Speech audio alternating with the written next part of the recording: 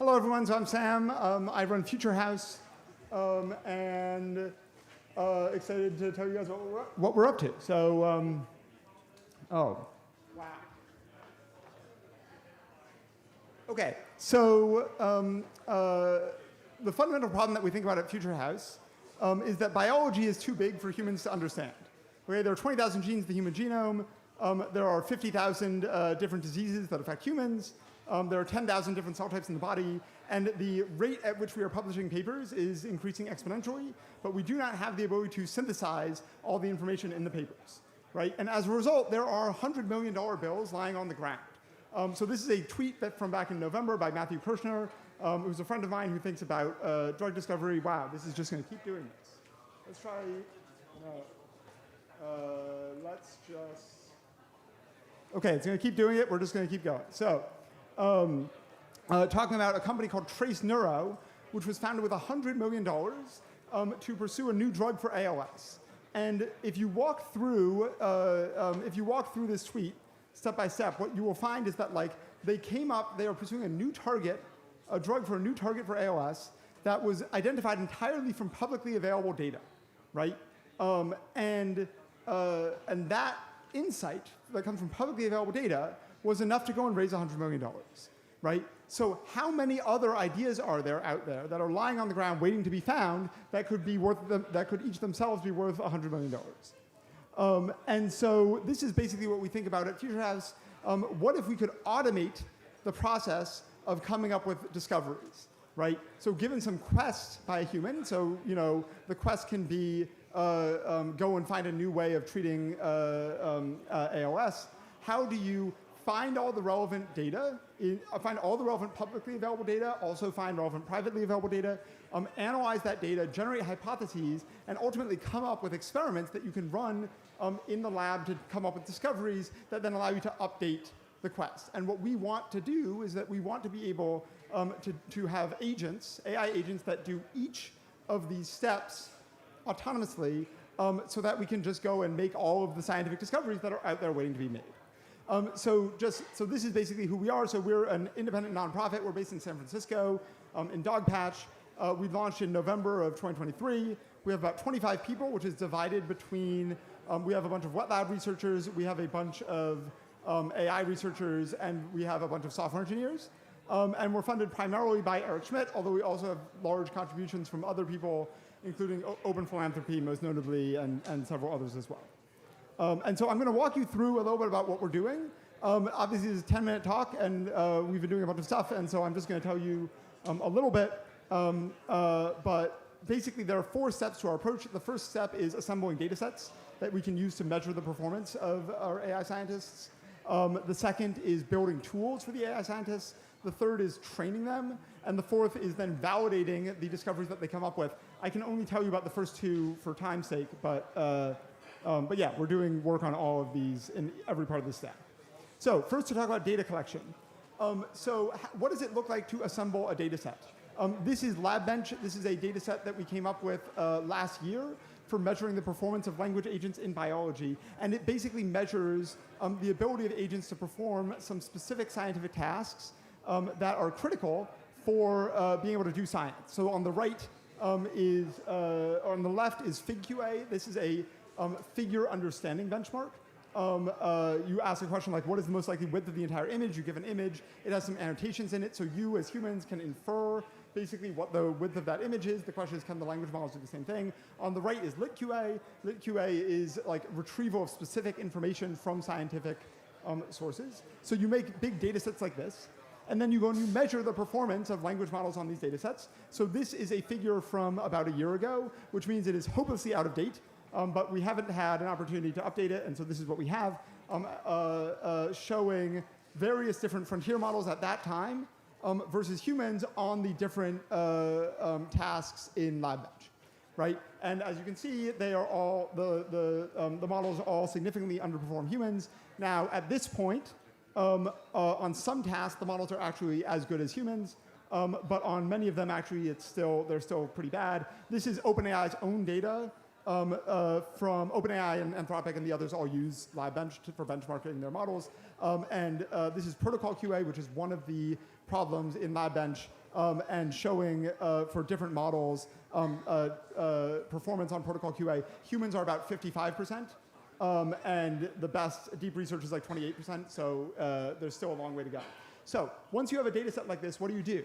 Well, the first thing to say is that actually this plot is highly misleading because most of these tasks, like being a scientist requires you to use tools. And most of these tasks, likewise, require tool use. But we're evaluating the language models here without tools. So you should not trust this, this is like fine, but this is not the full story.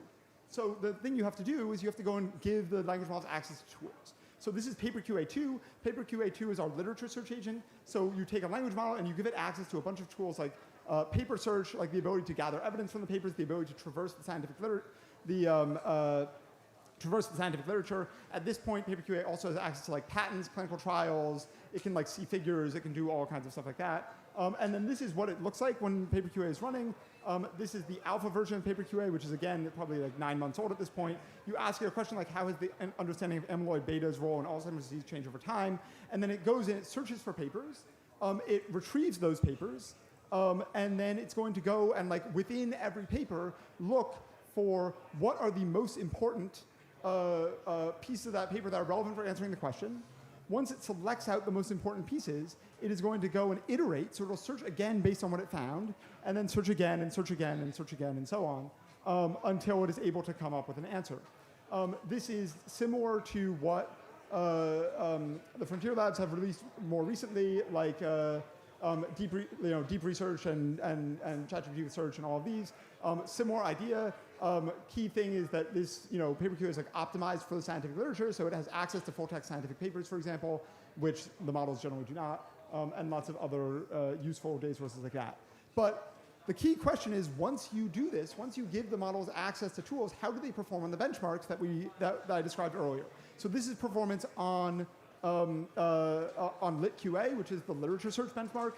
And what you can see is that like before you give the models access to tools, they perform significantly less well than humans. And after you give them access to the relevant tools, they actually perform much better, right? PaperQA2 is much better than humans at finding relevant information in the scientific literature, okay? So that's a benchmark. How does it do in real world tasks? That's the question we wanted to ask. So we had this idea where like, there are 20,000 genes in the human genome. Previously, there were only 3,000 Wikipedia articles. So we have this agent that can do literature search. Let's just go and write articles for the other 17,000 genes. So we did that. It took about 2 days. It required us executing PaperQA about 100,000 times, analyzing like 1 million research papers, 15 million pages. Interestingly, there are like 2,000 genes for which there's actually like no information in the scientific literature about them, which is pretty cool. And this is what it looks like. You can go and see the articles at wikicrow.ai. They're not on Wikipedia because Wikipedia is like a volunteer-run organization. It's a little bit hard to work with. But you can see them on wikicrow.ai if you want.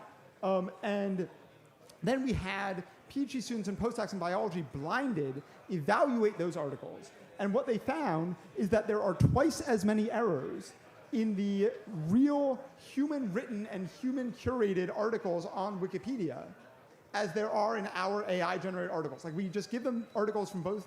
We ask them to identify hallucinations, blinded. They find twice as many hallucinations in the human-written articles as they do in the AI-written articles. And so this is like the first hint of these agents being much better than humans at doing tasks that are required for science.